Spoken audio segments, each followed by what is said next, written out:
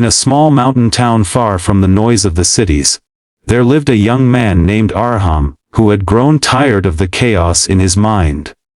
The doubt, the fear, the memories, and the pressure.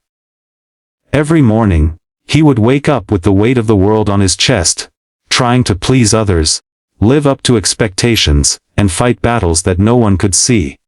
On the outside, he smiled. He was the obedient son, the quiet friend, the responsible student, but on the inside he was drowning. Arham had dreams once.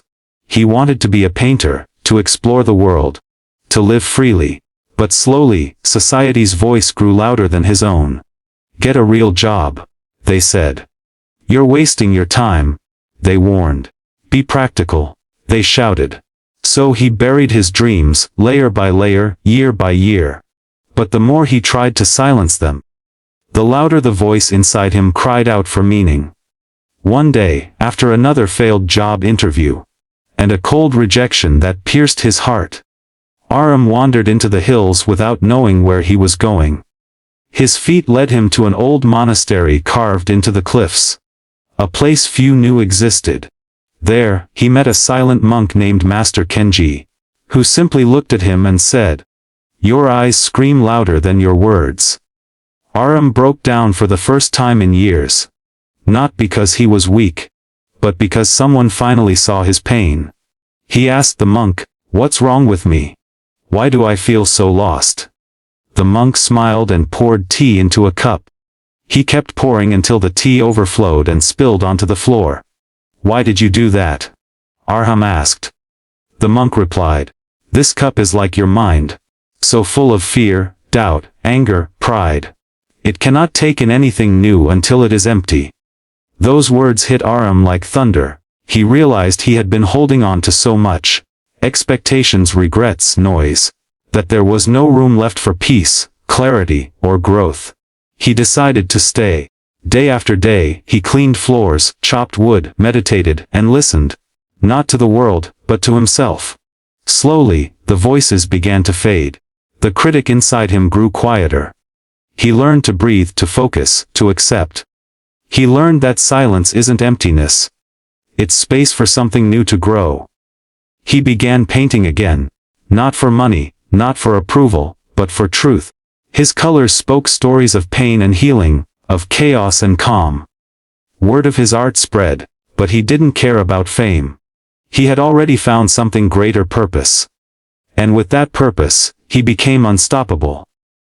Arham eventually returned to the world. Not to escape the silence but to bring it with him. Wherever he went, he inspired others to let go of their burdens, to empty their minds, to find their own truth buried beneath years of noise.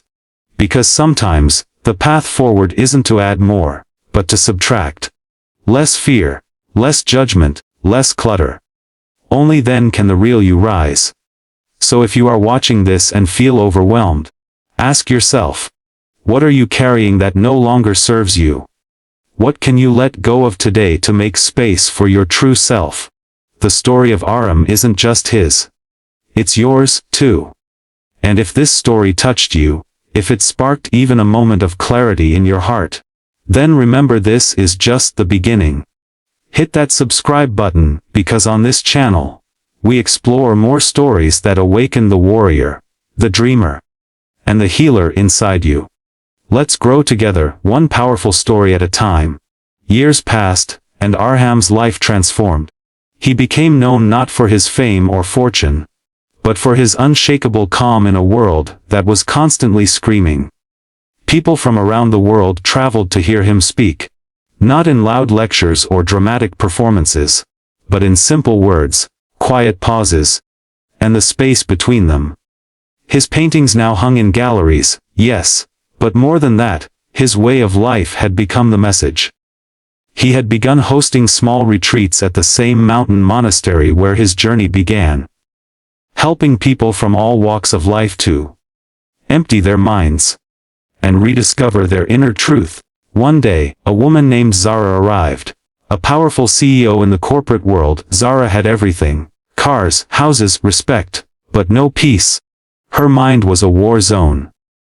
She had achieved everything the world told her to chase, yet still woke up every morning with an ache in her chest. A hollowness success couldn't fill. When she met Arham, she expected a grand solution, a 5-step plan, a motivational breakthrough. But he gave her none of that. Instead, he handed her a broom and asked her to sweep the courtyard. Furious and confused, she demanded answers. Arham simply said, "You've mastered the world outside, but you've neglected the world within. Until you learn to do the small things with stillness, the big things will never bring you peace." Reluctantly, Zara stayed. She meditated in silence. She watched her thoughts rise like waves and crash back down. She realized she was addicted to noise. Emails, meetings, applause, control. Every time her phone buzzed, she felt important. Every moment she was alone, she felt like she was dying inside. But day by day, with Arham's gentle guidance, she began to confront the truth. She had built her identity around her achievements, not her essence.